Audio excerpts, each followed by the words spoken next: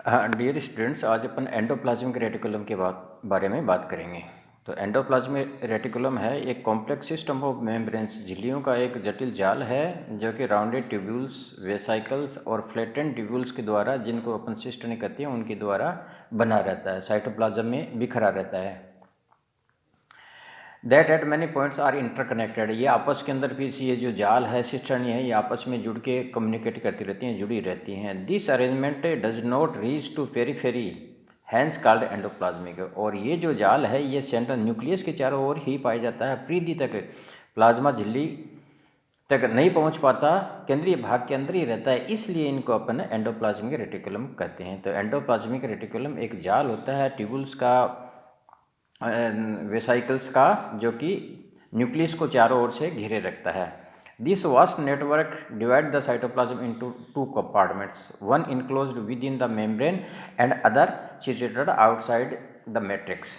तो ये जो संपूर्ण साइटोप्लाज्म होता है कोशिका का, उसको दो कंपार्टमेंट में डिवाइड कर देता है। एक तो जो साइटोप्लाज्म इनकी ल्यूमन के अंदर, ट्यूबुल्स की ल्यूमन के अंदर आता है वो, और दूसरा मैट्रिक्स इनके बाहर जो रहता है वो। एंडोप्लाज्मिक रेटिकुलम का मुख्य काम है प्रोटीन का सेग्रीगेशन। अपने को पता है कि thousands are protein manufactured by the ribosomes present in cytoplasm. हजारों प्रकार की प्रोटीन है साइटोप्लाज्म में, जो राइबोसोम्स हैं ये निर्माण करते रहते हैं, और इनकी जो उपयोगिता है वो भी अलग अलग है। कोई एक्सपोर्ट होती है, कोई किसी ऑर्गेनेल के अंदर जाती है, कोई साइटोप्लाज्म के में रहती है, कोई क्रेब चक्र में भाग लेती है, कोई ग्लाइकोलाइसिस में भाग लेती है। तो ये जो प्रोटीन बनती हैं, ये प्रोटीन अपने डेस्टिनेशन तक पहुंचने के लिए जो सेग्रीगेशन होता है वो एंडोप्लाज्मिक रेटिकुलम के द्वारा किया जाता है। इनके अलावा थोड़ा जो प्रोटीन बनती है उसके अंदर प्रोसेसिंग की जो क्रिया है, अनावश्यक पार्ट्स को हटाना और कुछ आवश्यक पार्ट्स को जोड़ने का काम भी एंडोप्लाज्मिक रेटिकुलम के द्वारा किया जाता है। तो जो प्रोटीन्स होती हैं, उन प्रोटीन्स का सेग्रीगेशन और उनका डेस्टिनेशन, या अपन दूसरे शब्दों में कहें, इन प्रोटीन्स जैसे अपने कोई भी पत्र कहीं भेजा जाता है, अपना एड्रेस कर देते हैं, तो ये अपने आप में उस प्रोटीन के ऊपर एड्रेस कर देती हैं एंडोप्लाज्मिक रेटिकुलम कि ये प्रोटीन कहाँ जाएगी। जनरल स्ट्रक्चर इसके अंदर दे रखी है अपने। न्यूक्लियस है, न्यूक्लियस के चारों ओर ये जो सिस्टर्नी है ये आपस के अंदर जुड़ी रहती हैं, जाल रहता है, जो चपटे ट्यूब्यूल्स हैं इनका जाल रहता है। इनकी सरफेस के ऊपर राइबोसोम्स जो SER होती हैं, रफ एंडोप्लाज्मिक रेटिकुलम होती हैं, उनकी सरफेस के ऊपर इनका राइबोसोम्स लगे रहते हैं, और जिनके ऊपर राइबोसोम्स नहीं लगे रहते उनकी अपीयरेंस थोड़ी सी अपने को स्मूथ दिखाई देती है। तो स्मूथ के ऊपर ये राइबोसोम्स नहीं पाए जाते।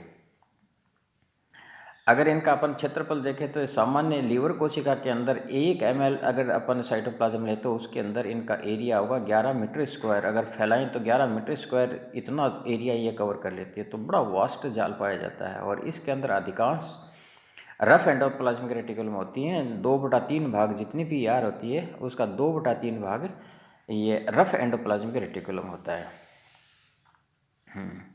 ER मेम्ब्रेन में assume form of cisternae, tubules और वेसाइकल्स किसी भी रूप में अज्यूम ये आकार ले सकती हैं। This cistern are broad flattened membrane bounded space arranged parallel to each other. ये एक दूसरे के पैरेलली ईच ऊपर, एक के ऊपर दूसरा, दूसरे के ऊपर तीसरा, ये इस क्रम में जमी रहती हैं, लेमिला का निर्माण करती हैं, और ये आपस में they are interconnected to each other, आपस में भी जुड़ी रहती हैं।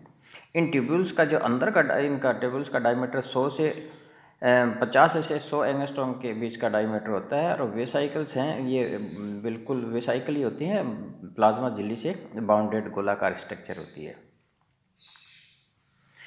ये जो ER है, अब इसका जो डेवलपमेंट है, इसका जो मात्रा है, ये कोशिका के कार्य के ऊपर डिपेंड करती है। जो कोशिकाएं प्रोटीन का ज़्यादा निर्माण करती हैं उनके अंदर एंडोप्लाज्मिक रेटिकुलम का विकास ज़्यादा होता है। जो कोशिकाएं तुलनात्मक रूप से कम क्रियाशील या इनर्ट होती हैं उनके अंदर इनकी जो मात्रा है वो कम पाई जाती है। जैसे अपन अगर अनडिफरेंशिएटेड कोशिका लें, एग सेल्स ले लें, एम्ब्रियोनिक सेल्स ले लें, तो अनडिफरेंशिएटेड कोशिका इनके अंदर इनकी मात्रा कम होती है। जबकि जो सेक्रेटरी सेल्स हैं और लीवर सेल्स हैं इनके अंदर इनकी मात्रा ज़्यादा होती है। तो तो राइबोसोम्स की उपस्थिति और अनुपस्थिति के आधार पे अपन इनको दो भागों में डिवाइड कर सकते हैं। जिनकी सतह पे राइबोसोम्स पाए जाते हैं उनकी अपीयरेंस थोड़ी सी अपने को रफ और खुरदरी दिखाई देती है, इसलिए जिनके ऊपर राइबोसोम्स पाए जाते हैं उनको रफ एंडोप्लाज्मिक रेटिकुलम कहेंगे, और जिनकी सरफेस पे रफ राइबोसोम्स नहीं पाए जाते, जिनकी अपीयरेंस थोड़ी सी स्मूथ दिखाई देती है, उनको अपन स्मूथ एंडोप्लाज्मिक रेटिकुलम कहते हैं। जो रफ एंडोप्लाज्मिक रेटिकुलम है ये well developed in the cells which engaged in protein synthesis. जिनमें प्रोटीन ज़्यादा बनती है उनके अंदर RER की मात्रा ज़्यादा होगी।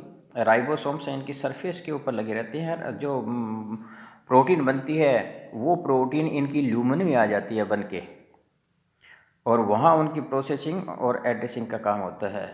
इनकी सरफेस के ऊपर एक विशेष जो राइबोसोम्स के बाउंड करने के लिए, जोड़ने के लिए एक विशेष प्रोटीन पाई जाती है जो कि स्मूथ ER के अंदर नहीं पाई जाती। ये जो राइबोसोम्स होते हैं ये पॉलीसोम्स के रूप में पाए जाते हैं, यानी कई सारे राइबोसोम्स एक ही मैसेंजर RNA के जुड़े रहते हैं, तो उनको अपन पॉलीसोम्स कहते हैं। तो इनकी जो सरफेस होती है रफ एंडोप्लाज्मिक रेटिकुलम, इनकी प्लाज्मा झिल्ली के अंदर एक विशेष इंट्रिंसिक प्रोटीन होती है जिसको अपन ribophorin first and ribophorin second कहते हैं। ये अपने आप में रिसेप्टर का काम करती है राइबोसोम्स के लिए। राइबोसोम्स की जो बड़ी इकाई होती है, बड़ी यूनिट होती है, 60S की जो यूनिट होती है, वो यूनिट इस राइबोफोरिन प्रोटीन के साथ जुड़ जाती है, उसके साथ ये जुड़ी रहती है। स्मूथ ER के अंदर ये नहीं पाई जाती। अगर अपन कार्य देखें तो इनका मुख्य कार्य है, पहला काम है सेग्रीगेशन ऑफ प्रोटीन्स। तो जो प्रोटीन्स राइबोसोम्स के ऊपर सिंथेसाइज होती हैं, जो राइबोसोम्स एंडोप्लाज्मिक रेटिकुलम के ऊपर, सामान्यतः यह माना जाता है कि जो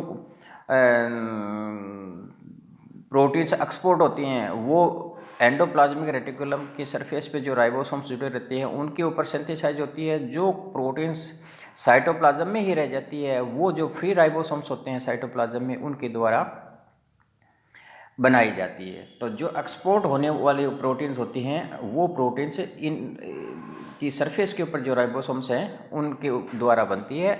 वहाँ से ये इनके ल्यूमन में आ जाता है। ल्यूमन के अंदर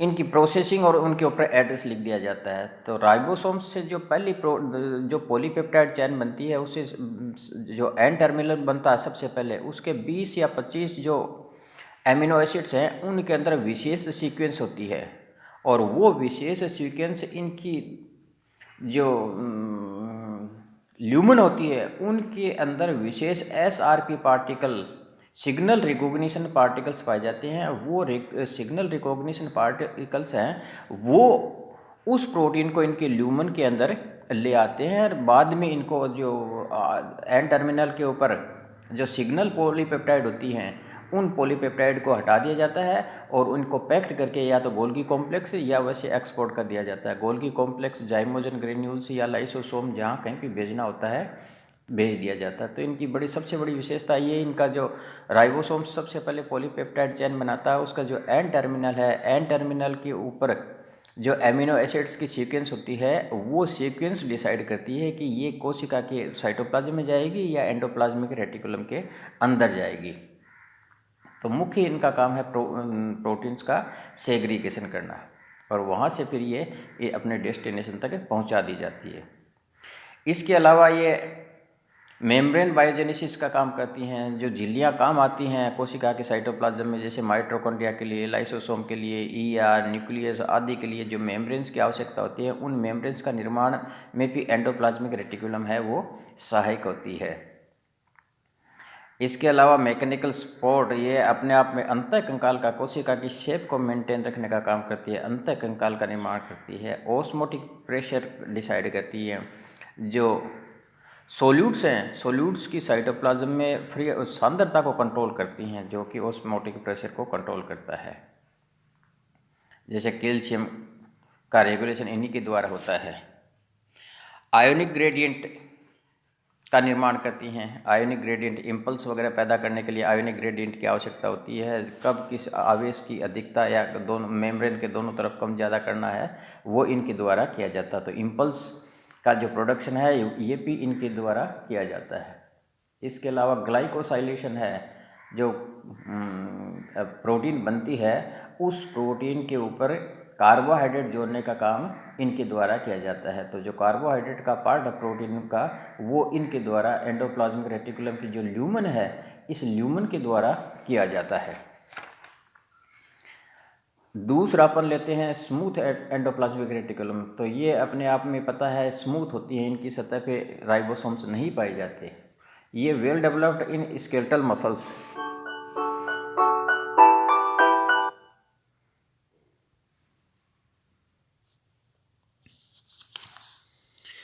तो स्केलेटल मसल, ये जो स्मूथ यार है, ये स्केलेटल मसल्स, किडनी मसल्स, इनके अंदर बहुत ज़्यादा विकसित होती हैं। जो स्टेरॉइड का प्रोडक्शन करती हैं जो कोशिकाएं, उनके अंदर भी इनकी प्रचुर मात्रा में ये पाई जाती हैं।